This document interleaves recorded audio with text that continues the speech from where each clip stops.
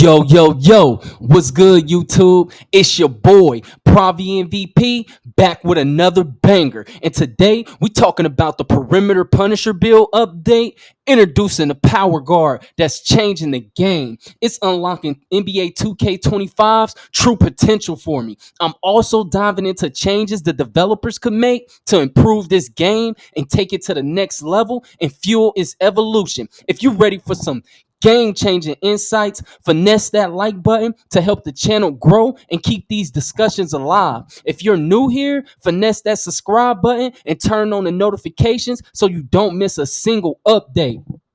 Also, including raw, uncut, unedited gameplay featuring my Perimeter Punisher, which was my first build in NBA 2K25, and it's only getting better. Let's jump in. Let's start with the changes that the developers can make to fuel the evolution of NBA 2K25.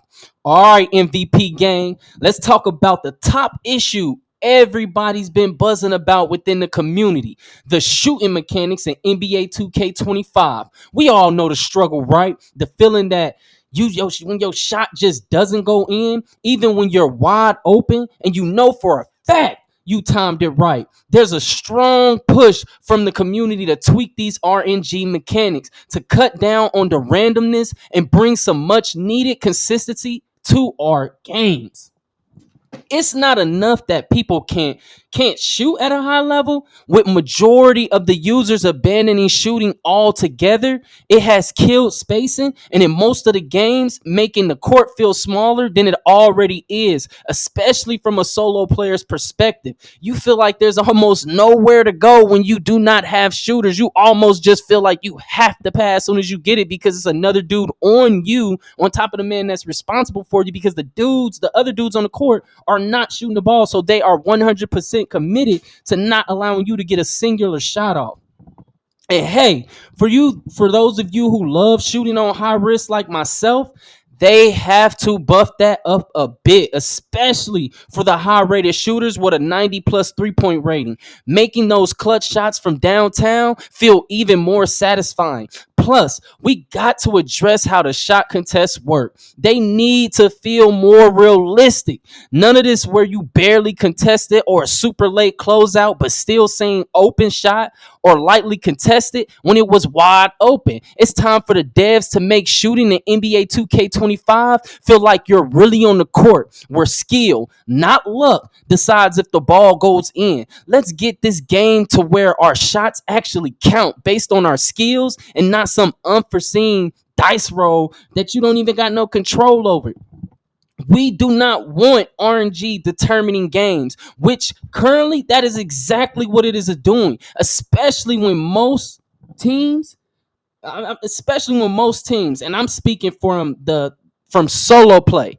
Most teams only have 1 to 2 players who can shoot the ball consistently, leading to just terrible, sloppy, unorganized gameplay. People being able to shoot at a high clip neutralizes zone and help defense. Zone shouldn't be anywhere as effective as it is in the game, when in real life it is not effective outside of a few possessions per game. I have the facts to prove it. You know, your boy probably do his research.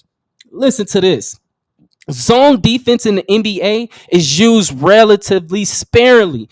Data indicates that the medium for this zone usage hovers around 2.5% of a team's total half-court possessions, with some variability year to year, but generally it has a consistent low usage. The average usage of zone defense has been noted to be between 2 to 4% across recent seasons, suggesting that while there are occasional spikes, zone defense remains a minor tactical choice in the NBA. Yet, in NBA 2K25, we got teams that just straight up live inside of zone for the entire game because the devs are catering to it. 2K is holding everybody's hand when it comes to defense, allowing zone defense to be effective with late contests paired with RNG and shooting. It's not basketball. If a man isn't in your face when you start a shot, It's not a contest. Simple as that. Make defense skill based again. Stop allowing bums to hide in zone when against NBA players. That does not work whatsoever.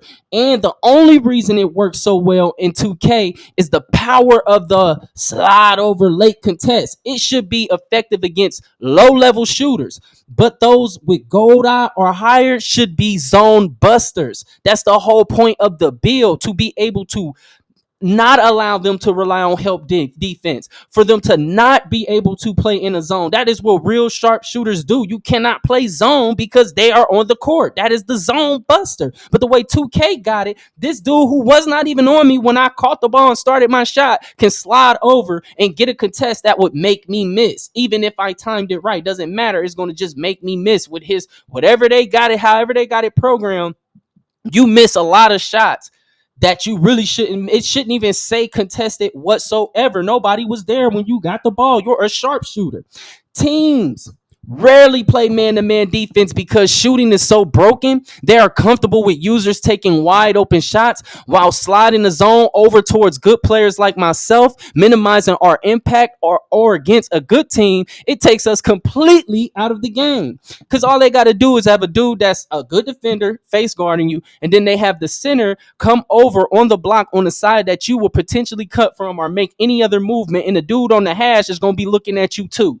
He's not really worried about his man because his dude ain't no threat. They only really care about the good players that's identified as soon as they start making shots.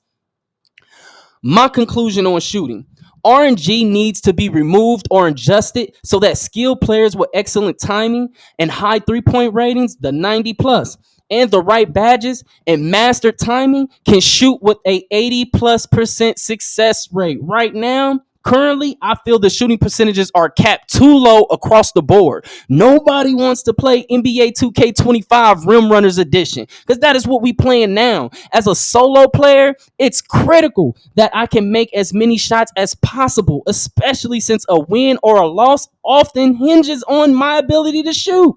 RNG shouldn't limit me, nor should it limit any other skilled players. We should be able to shine and stand out amongst our peers. And with that boost coming to the smart shot selection by high rated shooters, they should also, I don't ever want to see a red contest ever go in. They can take all that contested shooting all the way to the drain. When you rise up the smart shooting, you can take down the dumb shots we don't want to see anyway. Dude shooting from damn near half, we don't want to see that. I don't give a damn if it's a game. It should be still based on smart shot selection. I don't want to see dudes shooting contested shots from dang near half court. All of that low percentage shooting should take a straight nosedive as we increase smart shot selection. It should be as hot. They should, like I said, you should be able to shoot above into the 80 percentiles as high rated shooters, and remove those bad shots, them red shot contests by good defenders. Now, if you're a small defender, you shouldn't even be able to get a red contest. That's the point. If you're a poor defender, shut up. Nobody cares. If you made a tiny little guard and you didn't really put no defense on them, shut up. That's the downfall. That's why you getting shot over. I'm not trying to help those people. I do not care about you. You made a build I don't like anyway. I hate cones. So if you made a cone build that don't really got no defense and you try to run and put all this offense on it and probably just gave yourself one thing, which is steal, for you can hide in the zone, that's the point. I want those players exposed. That's their 2K is catering to them right now by allowing zone defense to be way more effective than it ever should be. It should never be that effective. A team should never ever be able to sit in zone, because in the NBA that will get straight up. You get shot out that zone. Point blank, period. Now, let's dive into what's up with the dribbling and the movement in NBA 2K25.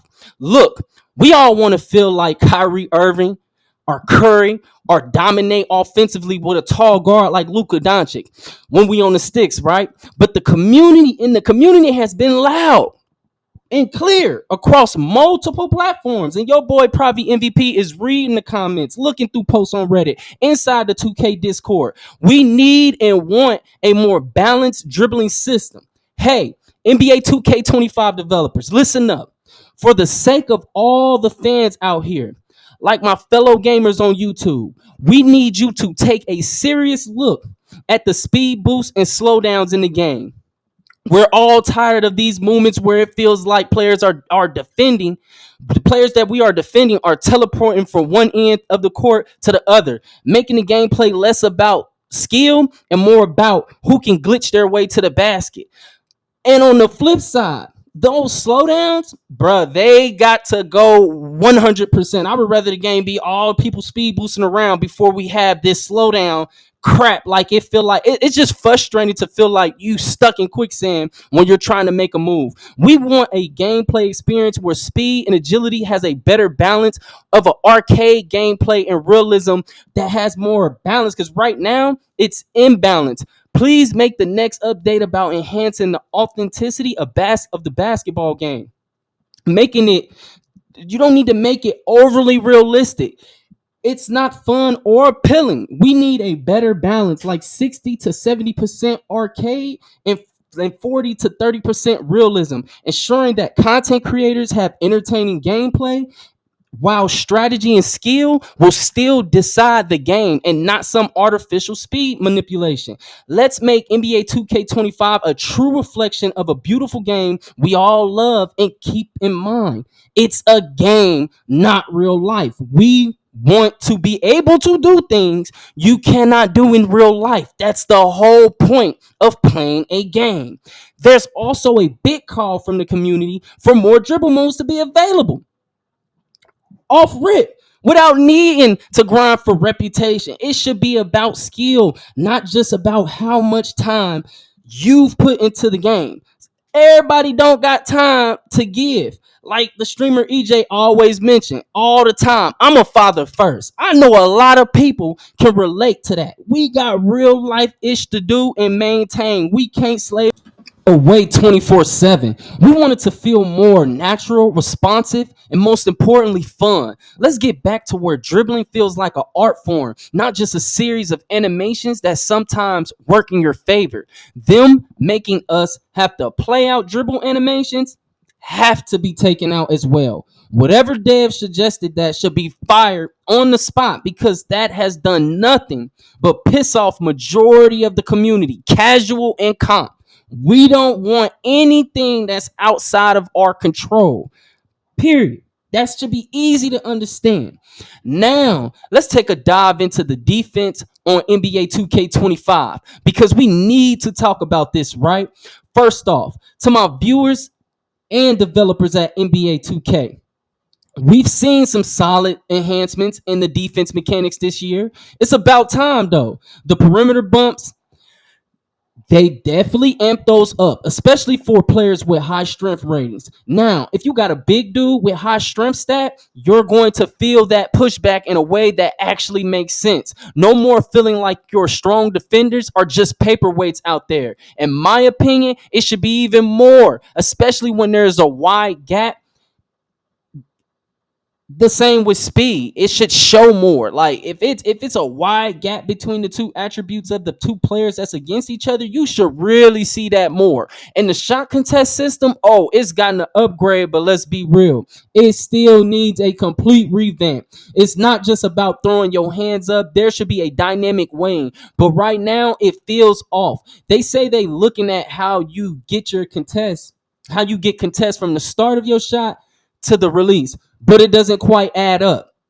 Good defense shouldn't be about hoping RNG gods are in your favor. It should be based on where you are at the start of the shot, with the strength of the late contest being more about the rating, badge level, and the timing of the shooter. So missed shots make sense and are consistent. Late contests shouldn't be as rewarding to defense because, in fact, it's poor defense. You don't see us shooters hitting late timing shots on 2K. So they need to keep that same energy when it comes to defense. We need to reward players for playing smart, strategic defense, not just for running towards you late for with a contest. 2K, we need to rethink here, because what you've got right now isn't cutting it, and it's holding the hands of low-level defenders, giving them the illusion that they have good defense.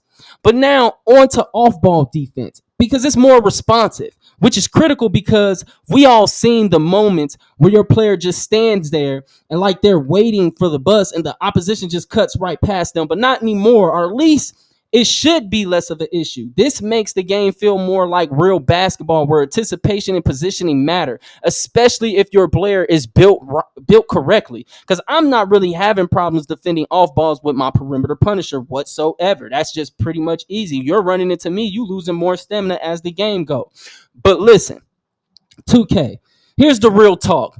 Players want defense to be rewarding. We don't want games where it's all about exploiting animations or some glitchy move. We want defense to feel impactful, where you can build a real defensive culture with your squad or my player solo. We looking for that balance where defense isn't just an afterthought, but a core part of the entire strategy. So keep pushing in that direction because the community, we're all here for it. We want to see defense respected in NBA 2K25, not just a series of animations, but a challenge, a skill to master. Let's make defense as exciting as offense, where every stop feels like a big win. And it should be based off your stick skill. You shouldn't just be rewarded just because you built a lockdown, but you never know how to stay in front of your man and get a real contest. You always far back and then trying to scoot up at the last minute to get a contest when you were not there, nowhere near them at the start of the shot. Now, the bigger your player and the higher your defense, of course, it's your dude should show like more quicker. He should be able to get up there before he gets into his shot animation to get a real contest or harder to be broken. However they have to fix it, they have to, because right now it's not it. And as you can see, this is my rep right here currently. I was the in the top. I was 19K prior to Rise once again getting the boost, and that put me down to 33. I was at like 20 something K, but then I wasn't playing for some days because I it really took the desire to play when they sat there and let them win that again. But I'm 33. I'm top 33K in the world, and I'm playing with all randoms. And like I said, this wasn't starter five wasn't handed to me. I had to get that on my own. Unlike a lot of Rise members, a lot of them, the only reason they surpassed a lot of people was higher than me is because of that rep boost. They gave them 2 rep boosts. And as you can see, this is my overall level that I'm playing at in NBA 2K25. As you can see, majority of my games are at the MVP level. So my opinion on this is definitely valid, especially when you take into consideration majority of all my games are played with randoms. I've never had a set 5 one time the entire year. All the stats I've accumulated, everything I have done has been as a solo player, never with a set squad. So keep that in mind when I'm giving you my perspective. I am coming from a you have to be good to be able to do this. There is no way you can be an average player and be able to do this. You have to be above average. And that's not me trying to flex. It's just straight up saying this ain't easy and I'm still doing it. So the points I'm pointing out, I'm trying to help the next person. Like, bro, you really want to dominate and you out here by your own, you definitely better switch to a build that cannot be sabotaged and just straight up neutralized out of the game. Now, the breakdown of my updated first build of NBA 2K25, where I purposely went off meta as far as I could. As I do with all my builds, I always make them for how I want to play and how I want to impact the game. So first, let's look at the attribute breakdown. Then we'll move on to which takeovers to use, the under the hood stats like offensive and defensive consistency, and finally, the badge layout to maximize the perimeter punisher playstyle, and then all of the animations. Let's get right into it. The perimeter punisher build is extremely versatile, capable of impacting the game on both ends of the court due to its balanced attributes and strategic focus on defense, shooting, passing, and physicality. Here's how each area contributes to the overall gameplay. Offense, number 1, I'm an elite shooting threat. I have a 93 three-point shot, 99 free throw, and 83 mid-range. This build excels as a floor spacer with a lethal three-point shot. It can force defenders to respect its range, making them play tight, opening up driving lanes for your teammates and yourself. The 83 mid-range rating allows for consistent pull-ups, mid-range shots, making it a threat in pick and roll scenarios or in space with one defender to beat. The 99 free throw ensures clutch performances at the line, capitalizing on fouls and critical moments. Also, it is very important for offensive consistency, which we'll be looking into in a moment. Number 2, secondary playmaker with a 91 pass accuracy, 81 ball handle, and 70 speed with ball. High pass accuracy ensures sharp, precise passes, making the player effective in facilitating offense and preventing unnecessary turnovers when double teamed or passing out of a shot attempt. The 81 ball handle allows for creating space for reliable dribble moves, though not necessarily elite for ISO guide minded players, but it is highly capable as a pure bucket getter, getting the spots and finishing and knocking down shots, can even abuse mismatches with the legend strong handle. While the speed with ball is moderate, it's enough to drive past defenders if given an opening, especially with the added strength and the legend strong handle badge. Number 3, 70 driving dunk, 70 driving layup, and 67 driving dunk. Although it is not a primary slasher, this build can finish around the rim on open drives or in transition. The 77 standing dunk adds a situational versatility, especially in mismatches under the rim. He is a mismatch killer for weak guards hiding in the corner or the wing. They will need help defense to stop you. You're a Saquon Barkley type player on the basketball court. You are a small guard killer. Defense, number 1, lockdown perimeter defense. The 95 perimeter defense and the 69 block. The 95 perimeter defense makes this build a nightmare for opposing guards and wings. It can shut down ball handlers, contest shots effectively, and force turnovers without needing to reach. Also, you drain their stamina fast, having brick wall on Hall of Fame, which I +1 up to legend, which kills drive attempts. Soon as they hit you or run into you and see that they stamina is gone, they lose a whole adrenaline. They just stop. Dudes pass the ball when they run into my perimeter Punisher. They're not trying to keep bumping into him or have me hip riding them. As soon as I start hip riding them, they just panic pass. Especially non-comp guards. This gives them all the trouble in the world, especially rim runners. The rim runners can't do nothing with this build, nothing at all. The block rating adds extra rim protection capabilities, especially on chase down plays or helping teammates. With a movable enforcer on legend as well, rim protection is extremely easy with good positioning. Like if I'm in the way, I don't care if it's a center, I don't care if it's a slash, I don't care what it is. It just get knocked out of his. I'm the dude that y'all hate, the dude that knock you out your animations without even jumping. You going up for your dunk? Not anymore, because I got that legendary immovable enforcer and legendary brick wall on top of being a defensive type build with high weight, high strength, and speed. I'm beating you to the spot if you just slow. And you got to think about how your mind thinks. If I know where you're going before you going with a build like this, it really messes you up. Because if you run into me with legend brick wall, say goodbye to one of your adrenalines, and just your stamina is going to be dead by the end of the game. Trying to run into me to cut to the basket is going to kill your stamina by the end of the game. I'm going to have an advantage running up that court against you when your stamina is very low, especially if you don't got all the Gatorades. Number 2, rebounding. That 60 defensive rebounding is definitely solid for a guard. This build can contribute to ending defensive positions and initiating fast breaks, especially when it's paired with that strength. Because I'm so strong, I'll be boxing out centers and they cannot move. It's just my strength is so high, I'm going to get boards with that 60 rebound. I just needed the ability to go for it, and that's what 60 gives you, in which with you having good position, you'll be able to get those boards. Physical attributes, the exceptional strength.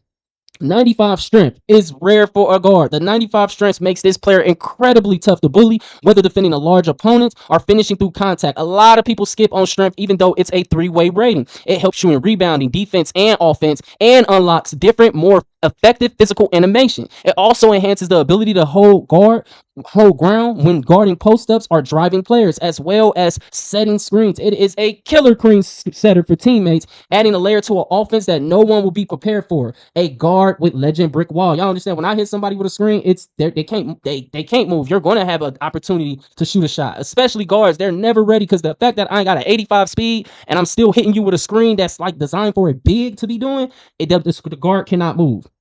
Speed and agility. 85 speed and that 80 agility, it is excellent for mobility. It ensures that this build can keep up with fast-paced opponents and make sharp defensive rotation. Agility is going to boost that lateral quickness, enabling quick recovery and stand in front of attackers. The overall impact. This is a defensive anchor type build. The player can guard multiple positions effectively, switch seamlessly, and impose physicality on opponents. Offensive role. It is mainly a sniper and secondary playmaker. It complements star scores or takes over in critical moments with its reliable shooting. Team unity. The combination of strength and defense makes this player a glue piece who thrives in both structured systems and chaotic, fast-paced situations, which is why it was my first build as a solo player. This is a build you don't need nobody to hold your hand. You will thrive as a solo player because of the balanced skill set.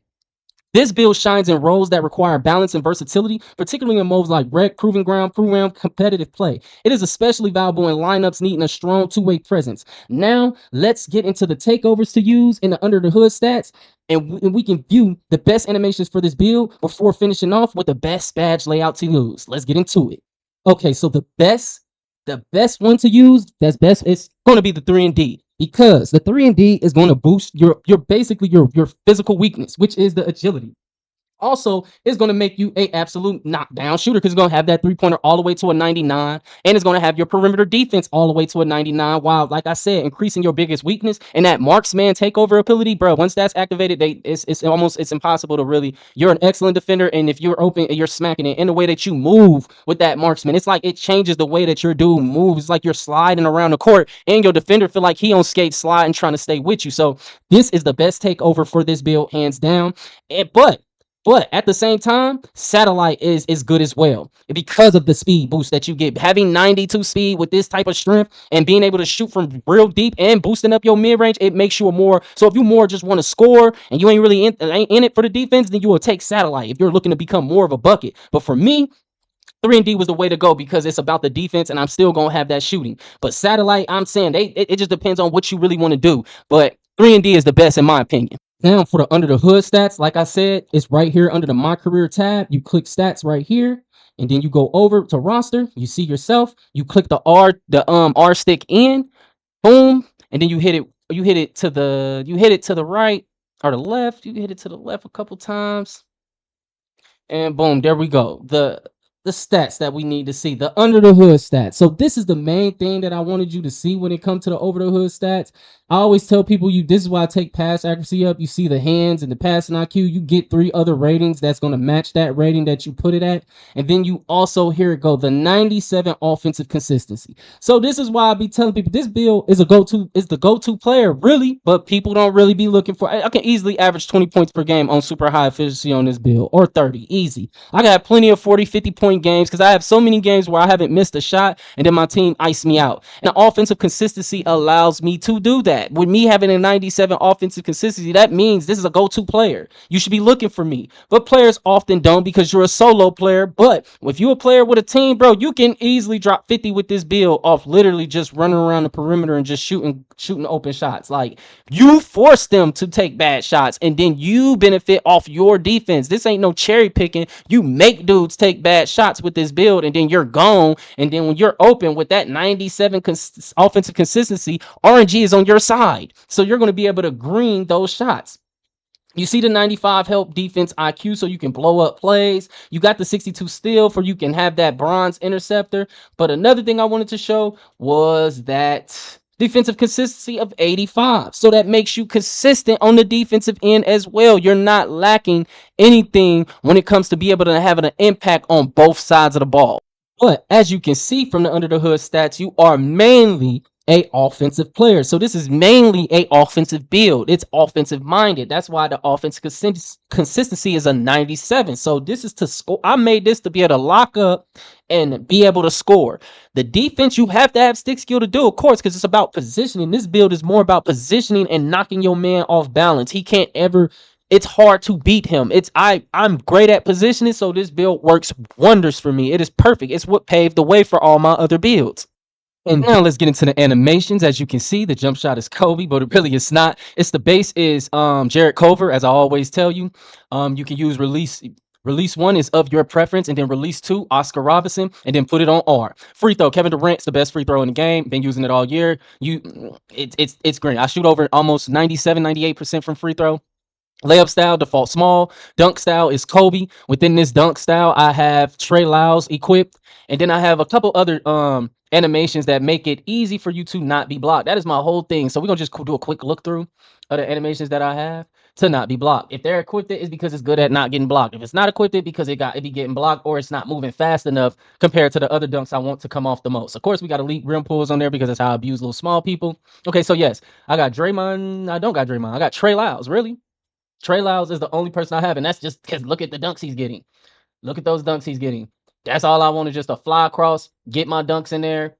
Easy dunks, not pulling nothing back. When I beat my man off the dribble, I'm getting good dunks. Trey Lyles is a good value dunk package, if you did not know. But I'm looking at Kevin Hunter. I'm probably going to end up throwing this on too. I might as well. Yeah, he got some fast stuff in here. Everybody go ahead and throw this little buddy on too while we in here.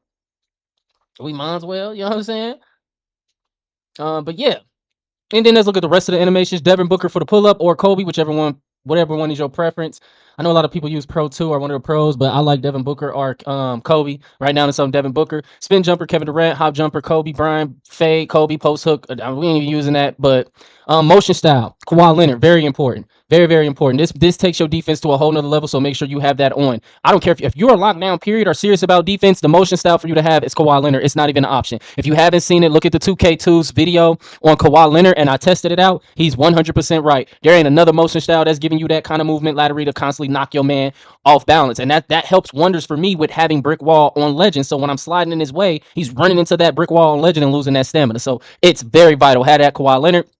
Passed out Tyrese Halliburton. I'm going to try LeBron James on this build as well. I seen the video on that. Zion Williamson, dribble style, signature size up, Cade Cunningham, Michael Jordan, Jason Tatum. As you see, you can just copy these straight down. I don't want to really draw this out. This is what I have. This is what makes this build elite. You definitely want to make sure you have this just as I have it. Telling you, I done tested out plenty of different stuff. This is what's getting the job done at a high level. All right, and we're at the point where a lot of people want to see the badge layout. This is how to make the build up to its max potential. Trust me, I've tried it all different kind of ways. This is what works. This is what makes this build lethal. First of all, we're going to point out the 3 legend badges. You have Legend Strong Handle. You have a movable enforcer on Legend and brick wall. So when it comes to playing with power, you are a power guard. You are strong as shit. You probably stronger than the center on the other team. 9 times out of 10, I'm the strongest person on the court in every game I play. And that pairs right with my mentality and how I am in real life. If you knew me in real life, I love playing physical. That is how I am, even on the court. That's why I translated better to football. Why I spent my whole life trying to pursue basketball, but I still translated better to football because that mentality of physicality is more so allowed in football than it is in basketball. When you play organized basketball, bro, you just understand it's a whole bunch of BS fouls. So yeah, so once I do hit this to 99 though, I'm going to free up this +1 and it's going to go to either this badge or this badge. I'm most likely going to go to the off-ball best on Legend because Legend is just very, very strong when you're pairing it with these other strong badges. Like that off-ball pest, I can only imagine it being Hall of Fame when I got Hall of Fame Brick Wall and Hall of Fame Immovable Enforcer. How the hell you going to get past me? You can't. And if you do get past me, you're going to have no energy to finish. You're just not, because you're going to be getting snatched up and drained at the same time while having a Movable Enforcer, which forces me to stand my ground right in front of you. You can't do anything. So you got the Legend Dimer. Of course, this helps you just help make your team better. I'm the ultimate teammate player on all my builds. As you see, you have the essentials. You can catch lobs. You can box out. You got high flying denier. That helps you stay with your man. You got rise up. You got post move lockdown. And all of that is going to be powered up by the fact that you're powerful as fuck. And then you got Challenger on Hall of Fame. Got Deadeye on go. You got all the shooting badges on go. You got Pick Dodger on go. But understand, because you're stronger than the dude who's setting the pick on you, picks don't really do nothing. They really don't.